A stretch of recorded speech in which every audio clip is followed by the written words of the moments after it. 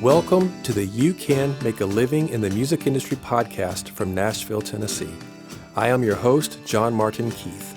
Celebrities, working class musicians, and people who work behind the scenes in all areas of the music industry will share their stories, encourage you, and give practical advice of ways you can make a living doing what you love in the music industry. This episode is brought to you by Edenbrook Productions. Edenbrook Productions is the company I founded to help musicians grow in their craft. Are you a songwriter, but maybe you've been told your songs aren't quite there yet? Or are your songs ready, but you don't feel stage ready? Or maybe music is your passion, but you feel imprisoned by your day job and you don't know what to do next to make your dream a reality? Well, Edenbrook Productions is here to help. We offer consulting services via phone call, Skype, and FaceTime. And for the You Can Make a Living in the Music Industry podcast listeners, we're offering an introductory 1-hour consultation special. Click on the link in the show notes to contact me, and let's get you making a living in the music industry. Hey guys, welcome to the very first introductory episode of You Can Make a Living in the Music Industry. I am your host, your happy host, John Martin Keith. And I'm his happy wife, Keely Keith. Ah, you didn't expect to have another voice pop in there, but it Surprise. sure did. This is my wife, Keely Brooke Keith, who is also a musician. And she's an author. She writes amazing fiction novels, Wow, thanks. bestseller novels that are all over the world, which is awesome. And we're creatives. We get to make a living doing what we love to do. And so the whole purpose of this particular podcast is to let people know that you can make a living doing music if that is what you want to do. And there are so many different ways to do that. Absolutely. Even before you and I met. Yeah. Years and years ago, I was making a living for the most part doing music, not full time necessarily at Right. that time. But since we've been married, things have worked out that I've been able to work things into full-time status doing multiple things. Yeah, in music, in absolutely. music. Yeah. And that's what we've encountered so much living in Nashville, which Yep. is definitely a huge music city. Yep. And what we've noticed is with our friends over the years, so many people either come to Nashville or rise up in Nashville as musicians. This is what they want to do. They're passionate about it. But as any creative profession can be, there can be a struggle to make ends meet. And so it's easy to give up and just, I'll just pull my guitar out now and then and I'm just going to go to work as whatever. Right. But then not being happy in the whatever. And Right. so that's what you're trying to help people with this. Yeah, because we know so many people, we got so many friends that have been in that position that just kind of gave up.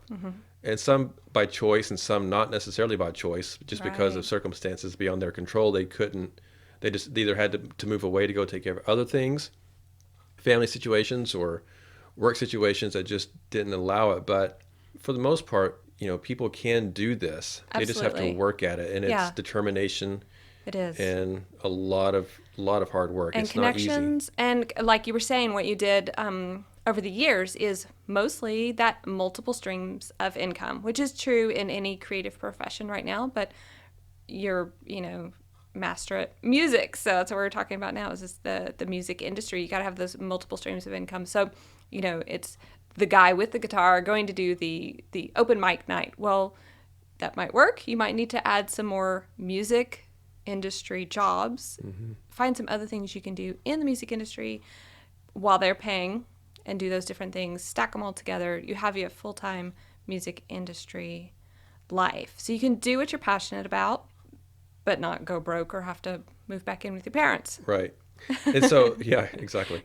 And the reason that I wanted you to come on to be with me on this introductory welcome episode is mainly because for those of us that are married and have a family, or maybe married, you're just married, or if you're married and you have kids as well, either way, if you're going to do this, you have to support your family. You have to be able to take care of your family, no matter what you're doing, Absolutely. obviously. So, but if you're going to try to do music for a living and support a family, that's even harder. That's a lot of pressure. It's a lot Yeah. of pressure, and it is very difficult. Can be. You don't have a salary that you're working off of 9 to 5, 40 hours a week, Right. Monday through Friday, and then you get the Dependable weekends off. income. That's not the way that this life works. No. And so to do that for a living and be successful at it, you have to have a spouse, whether it be your husband or your wife, that is supportive of you and believes in what you're doing, and especially if it works out really well for you and me because you're a musician as well, Yes. and you're creative as well, doing writing and being artistic and those types of things. So we understand that mindset already, which is Right. a little different than Yeah. some people who, one spouse might work in a business organization and then Yeah. the other spouse is a musician. Like those things are, I think, probably harder Yeah. for some people than it might be for us because we're kind of already in that mindset of Right, we're both there. we know what we're doing, and Absolutely. we're both on the same page as far as what you're up against. Right. But so often, I am a novelist, so I know opposites attract. Right. So since there are so many households where one person is a creative and they have a passion they want to go for, and it does not include a reliable, dependable income always, or it doesn't if you don't know some industry tips, and that's what your whole podcast is going to be about. It's not just you keep strumming away at that guitar. It's, you know what, there are several things you could be doing to get that income to where bills are not an issue, and that pressure within a relationship, if you're in a family situation, that's no longer an issue. Now you can just be passionate about your music, the money will come, and you can pour your energy into what matters for your career. So that's where I'm so happy to help you with this intro episode because I'm passionate about creative arts. I'm passionate about doing what you love for your life. We get one lifetime. Let's spend it doing something that we're passionate about. So this is great. You've learned all this over 25 years ish. Yeah, around 25 years. I've been doing music on some level, not always full time, but at least part time at least. And trying to look back at all of the things that I've done musically that I've been able to make money at. Some of those things I'm still doing, some of the things not as much, but at some level I'm pretty much have a hand in somewhere in Right. multiple cookie jars, so to speak. So I'm a recording artist. I'm still doing that. That's what I've been doing the longest. Sure. Well, I'll take that back. I've been playing guitar the longest. Yeah. And teaching guitar the longest. Since you were 4, you've been I was playing 4 guitar? years old when I started taking guitar lessons. Yeah. But just to kind of go down the list, I'm a recording artist. I'm a songwriter. I've had songs recorded on different albums with friends of mine on indie albums and things Sure. like that. I've got one coming out on a label album here pretty soon, which is awesome. Yep. Producer. I've produced for other artists. I'm a composer. I've written music for TV and film projects, a lot of background music for TV shows and things like that, which has allowed me to start producing for other artists as well in the TV, film, sync world, Yep. which has been awesome the past 4 or 5, 6 years or something like that. I'm a worship pastor, so I lead worship at different churches and camps and conferences and things like that all around the country. I've been doing that for multiple years. Yep. I've played guitar for other artists. I've been out touring as a guitar player and background vocalist for different artists as well. I've done road managing for other artists. I'm a guitar teacher. That's something I did back home in Paducah for years. After taking lessons for years, I got to teach at Chapman Music in Paducah, Kentucky, where I'm from, and then built my own teaching business. And that was actually what jumped me over into the full time. Yes. From that point on, about 11 years ago, Yeah. I During the started. recession. During the recession, 2008 Right. recession, everything's falling apart. And I actually built a business during that time, Yeah. teaching guitar and starting my own business called Edenbrook Music. Yeah. And What an adventure. which is a huge adventure. And that allowed me to start building up a student base to the point that I didn't have to work outside of music any longer. Right. And I've been able to do that ever since. And Yeah. adding that to the artist side of things and Yeah. songwriting and producing and whatever else. I'm a booking agent. I've got a list of artists that I work with in different genres that I do booking for. They get to go out and tour and play shows, and so I help facilitate those things. And sometimes I go out and road manage one of those artists from time to time. Sure. I've been a DJ doing weddings. Not recently, but that was a lot of fun. Yeah, I don't really that. do that much anymore, but I was doing weddings and wedding receptions. And running sound for And running sound events. for different events and things like that. I've been a radio show host. Yeah. That was a lot of fun when we did it. And I've been an actor on the show. I've been acting in different things, but most recently I did the show Nashville, Mm-hmm. the last 2 seasons that it was on, and I was in the bands in the background Which playing, wasn't acting, because which you had to really play which every is note. which is actually really hard work because you would get maybe 24 hours Yeah. to learn and memorize an entire song, An original piece. an original piece Yeah. that you had to learn and memorize what the recording was doing, and then get up on screen and play it exactly Yeah. and not miss a beat because Right. it had to be exact. And I did that for the last 2 seasons. So, just so many different things. And that's one of the things I want people to know that are listening to this. And the whole point of this podcast is to let people know there are multiple, endless ways to make a living in music. It's not Yeah. always creative. There's a lot of business side of it. There's the booking side. There's the management side. There's BMI, ASCAP, CSAC, the performance rights organizations.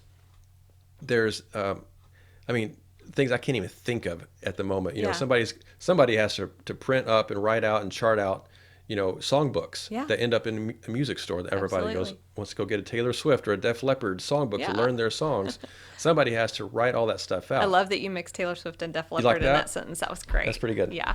So, and it's odd because they actually did like a CMT Crossroads thing together. That was completely random. So random. That's a freebie. Don't edit that out. That was awesome. No, I'm not going to. That's Okay. a freebie. So yeah.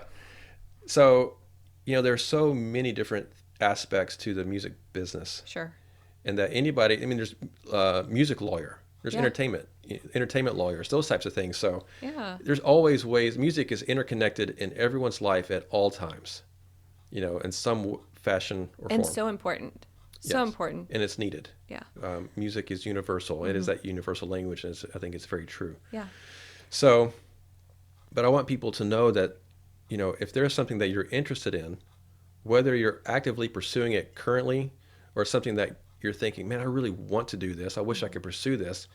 It's not an automatic, hey, quit your job, go find this thing that you're passionate about and just bury yourself into that and make that your living. Yeah. That doesn't really happen that way for the most part. It's a gradual, you work your way into it and build yourself up from there. But it is very possible. It's very doable. And so one of the things I'm excited about letting people know is that in this podcast, I've got amazing Yeah. guests that are coming on to be interviewed So many. that are so good. People that have been very, very successful in the industry on either as musicians or artists, Composers. orchestrators, Songwriters. A&R music label, record label people. Yeah. Just so many things that I've already talked with. Yeah. These episodes are coming, and They're they're gonna tell really how they good. did it. Like just going back Yeah.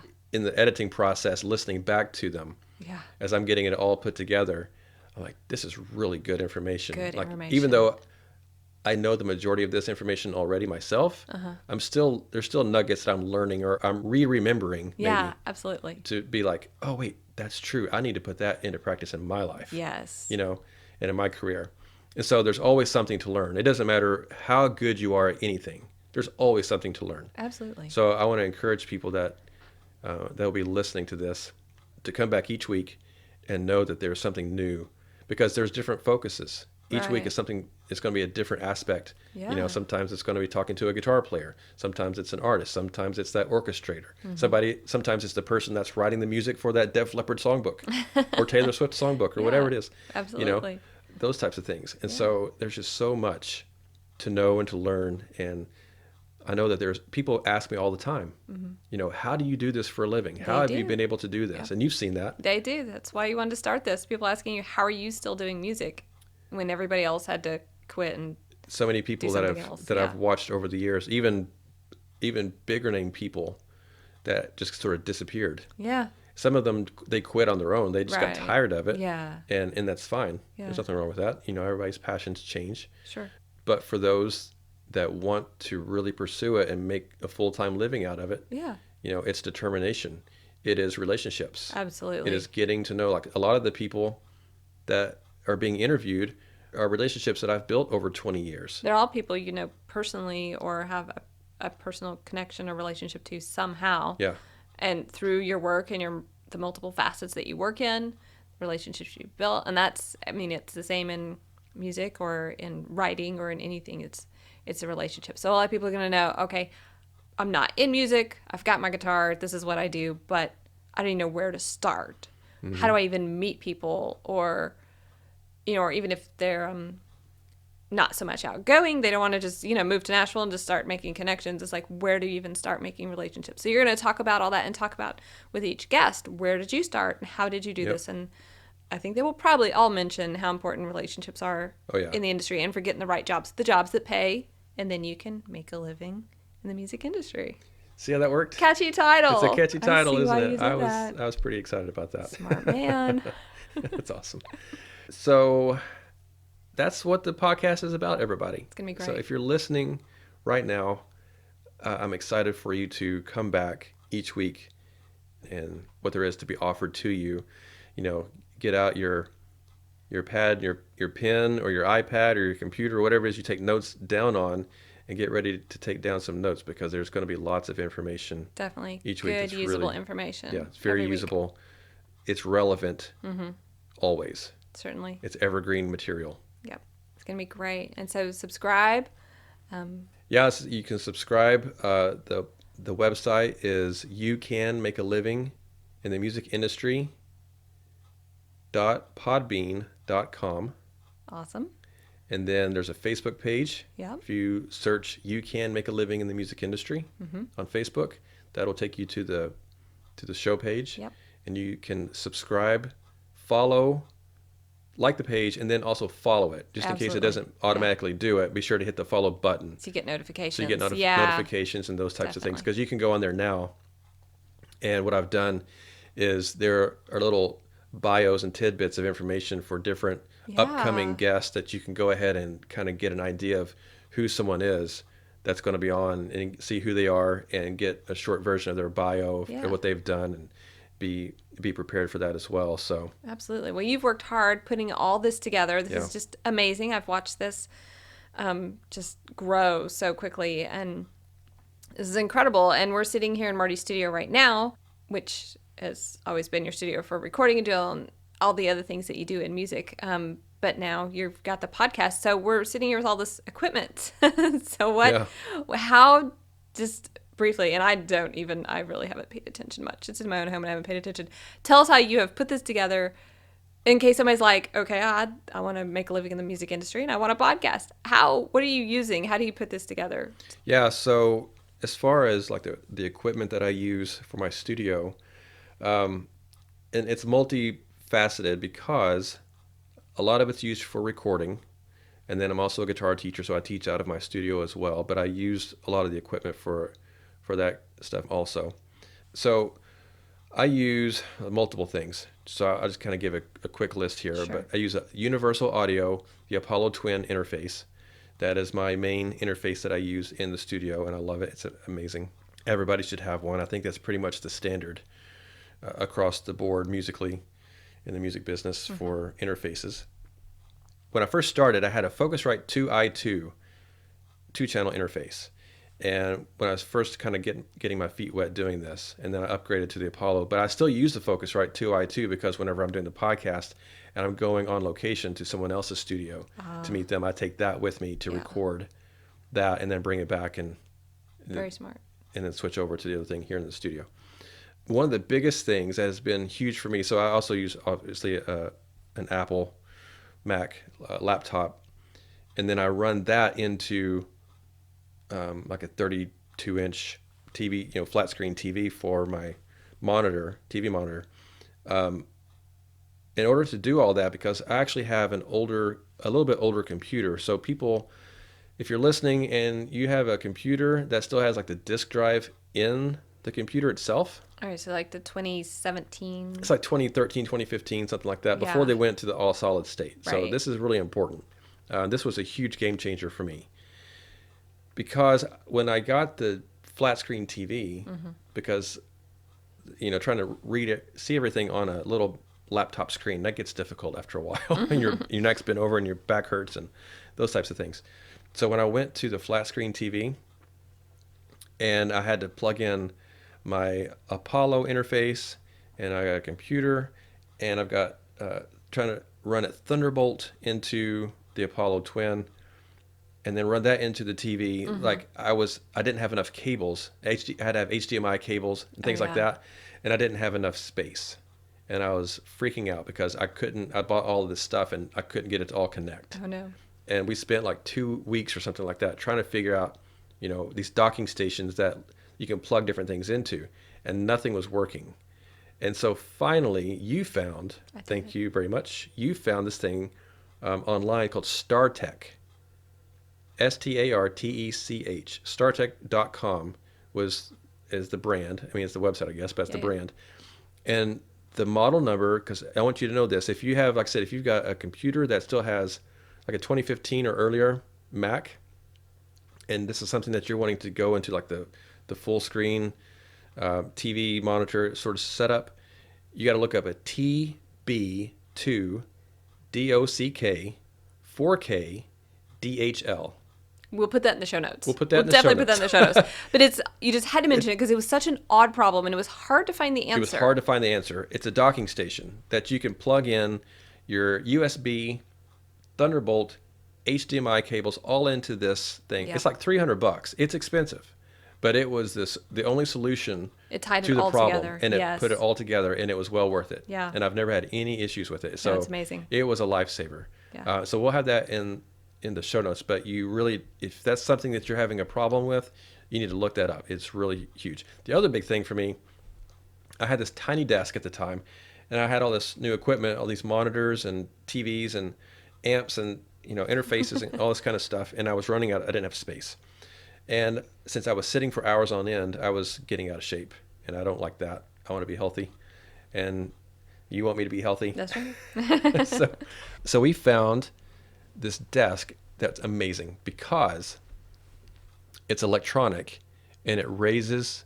Oh yeah. It goes up and down. I can stand up and work, and then when my legs get tired, I can lower it and I can sit back down. And it's not goes one, with it. and it's not the Veridesk. It's not the thing that's a desk on top of a desk. No. This is an electronic desk on hydraulics. Yeah, it's you hit a button and it goes up as high as you need it to go, and it sits down and goes back, and that's super cool. It'll be in the show notes. It's Real Space Magellan Performance Collection is what it's called. And it wasn't very pricey as far as desks go. It was not. It was not I don't bad at all. Exactly, but And we'll definitely put it in the show notes. But it was a lifesaver as well. Those were the two biggest things, honestly. And funny enough, they actually have nothing to do with the actual making of music. No, it's just connecting everything together. It does, because when you produce music, because you're sitting at your workstation for hours and hours on end, producing music. So no matter what someone's doing in music, they're going to be on the computer and at their studio workstation, and they're also going to need to stay healthy, or it's going to be a short career. Yeah, it's true.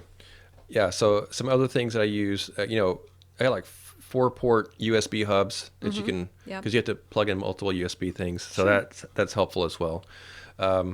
Because I've got the laptop running into the big TV, I don't need both screens, so I ended up getting like the Apple Magic keyboard, the little remote wireless keyboard, so I can keep my computer mostly closed, the laptop portion, so I can just focus on the big screen, and that was been super helpful.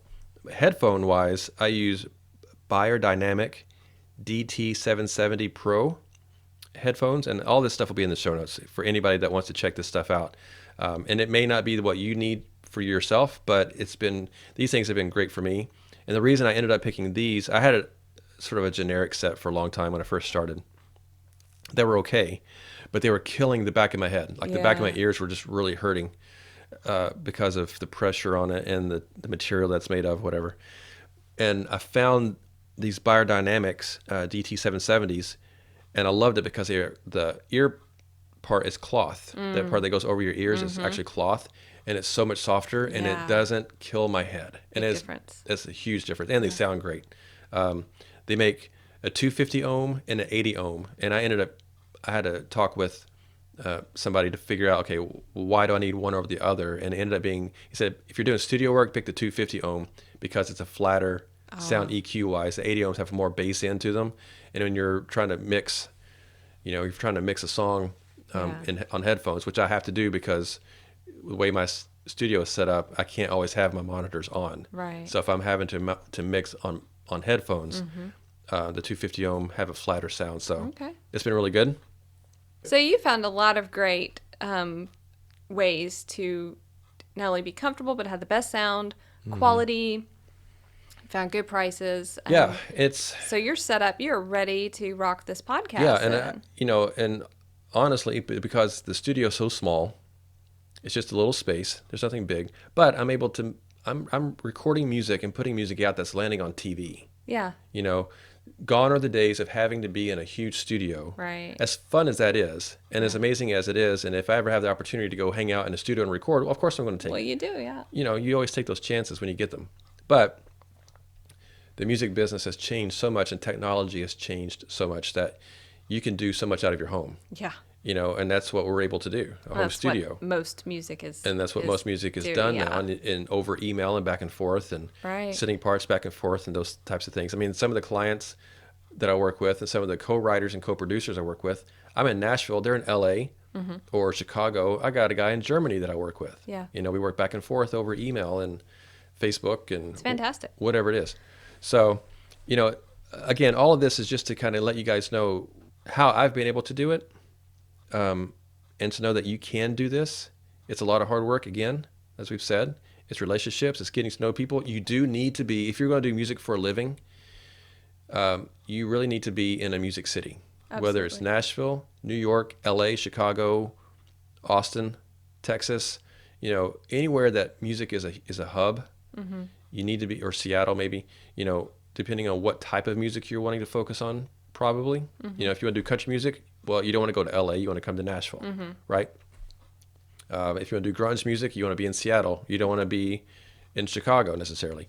So you need to find out what if you're wanting to play music, what it is that you're wanting to do. Find out what city is doing that, and you need to be in those places. To build those relationships. To build those to relationships. make a career out of it. If you're going to make a career out of it. Now, Yeah. if you want to stay local where you are, you can do that. There's plenty of things to do. I mean, if you're wanting to work at a venue and be a booking agent at a venue, or brings people in and run something like that, whether it be like, a theater or something like that, where artists are coming in and putting on concerts, start small. You start local where you are and get involved in those places. And then as time goes by and you build up, then you can move beyond those things to a bigger market or whatever.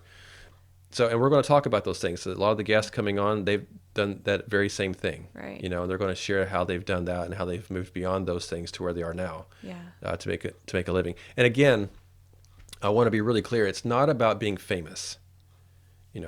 I mean, when I was a little kid, I wanted to be famous. That's every little kid's dream, that when they see a musician on TV or in concert or something like that, they want to. Well, they think that's the only option, because that's the only person that's visible. Yeah. Is the famous artist. So you think, okay, if I'm going to play guitar, I'm not making a living in the music industry until I'm him. Right. And there's so many more places for us. Yeah, exactly. So there is fame and fortune, people that want that, like you can pursue that, but that is not the end all to be all. No, this is more about music as a passion. This is doing what you love for a living. This is being successful Yeah. in music, doing multiple things, one or two things, maybe 9 or 10 things like I do, and that's okay. It's about, because success is different for everyone. Exactly. What it is for you and me Yeah. is not the same as what it is for someone who's listening on the other side of the country. Sure. And that's okay. But the point, and again, the reason that I wanted you to come on and talk with me about this is because for me to be successful is to be able to support my family. I get to do music and do what I love over multiple ways of doing it, but I get to support my family and enjoy our life together. Outside of that, people may not know who I am. Some people do. I want people to know me because they see, oh wait, this guy is being successful doing music, and no one may know who I am very much. Yeah. Right?